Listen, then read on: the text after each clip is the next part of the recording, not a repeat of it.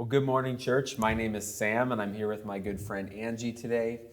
Angie, why don't you tell us a little bit about yourself? Okay, so as Sam said, my name is Angela. I am originally from a small farm town south of Barrie, but I moved to Kitchener for school, to go to Bible college, and I found C3 Church, so I'm attending C3 Church right now. That's awesome. And Angie, how would you describe your life before you met Jesus? So before I met Jesus, I guess I understood the concept of church. Church was more of something you just do on Sundays. I didn't really understand who Jesus was and the sacrifice he made. It was just seemed like you be a good person, you follow these morals, and that's kind of what it means to be a Christian. And then that changed later on. Yeah, and so how would you say that changed for you? How did you really come to know Jesus? So for me, I really started to understand what it meant to have a relationship with Jesus. When I was about 14, I became chronically ill and debilitated following the Gardasil vaccine. And I went from being really active to completely bedridden. And so my health was taken from me. All of the activities I enjoyed were taken from me. And I was just left confused and really having to grieve a lot of my life and expectations. And in that, I really started to just learn more about Jesus and grow in my faith just through friends and family, and really reading the Bible for myself and seeing that Jesus was more than just an idea, but he fully understands my pain. He's with me in it, and he's the hope to get me through it, even when things don't make sense, even when I'm still have health issues. Even when doctors don't know the answers, that Jesus is still the hope, and that's where my joy comes from. And so that was kind of the turning point for me. Wow. And yeah, Angie, I think anyone that knows you knows that you radiate a lot of joy very effortlessly, and maybe a lot of people would never know that you deal with chronic pain so much. How do you manage to just stay positive and joyful even during those moments that are very painful? Honestly, it's 100% a God thing, because in the beginning, I really wasn't.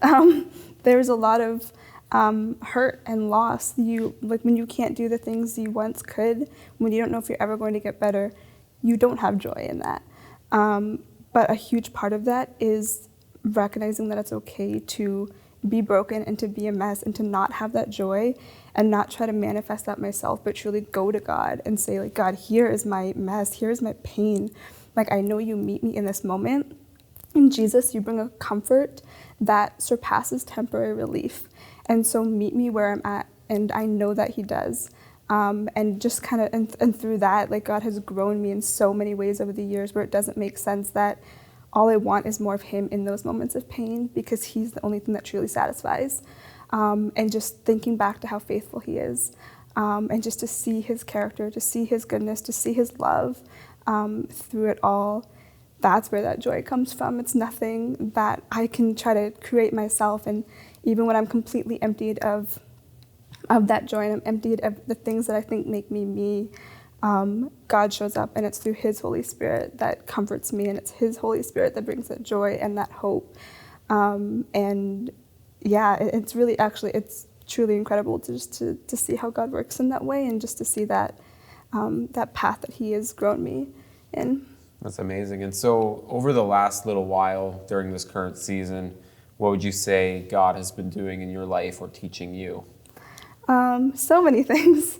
One of the main things is I used to have this idea, or this, I used to pre-plan what was deemed possible and impossible, what God could do. When I know that God can do the impossible, I already had a plan in my mind what that looked like. Right. And I already limited or excluded options that I thought weren't possible.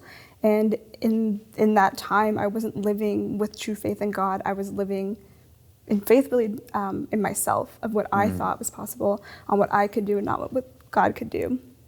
And really in that, just learning to surrender that and recognize that God's goodness isn't a one-time thing, that I had this idea that he couldn't exceed that goodness. Once he gave me something so good, it's like, that's it. How could that happen again? Right. It was easier to think that God couldn't exceed this goodness, that his goodness didn't follow me throughout life, than to admit that I was misplacing my faith and putting my faith in things that were fallible.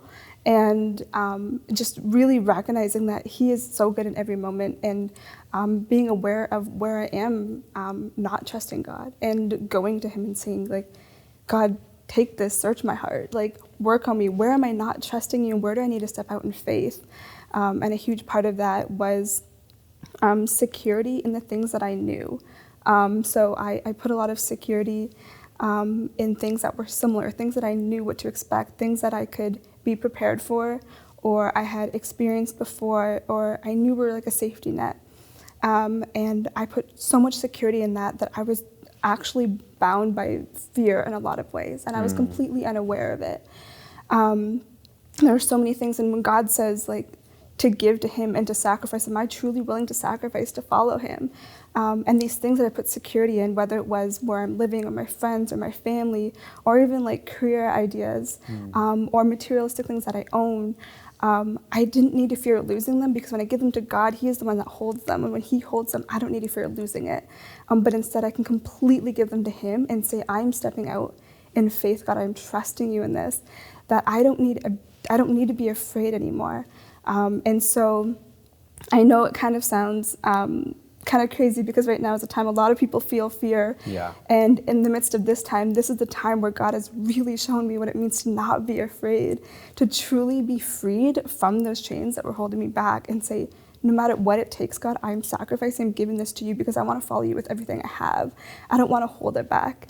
I don't want to hold on to something that you're telling me to let go of.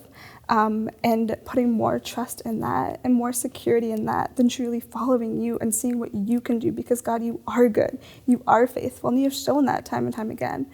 And yeah, so right now that's kind of one of like the main things, is just really in thankfulness, walking in this confidence and this freedom that God has given. And it doesn't mean those times of fear don't come up, but I'm no longer bound by fear. That's so good. Angie, Yeah. thank you so much for sharing your testimony with us today. Thanks for letting me share.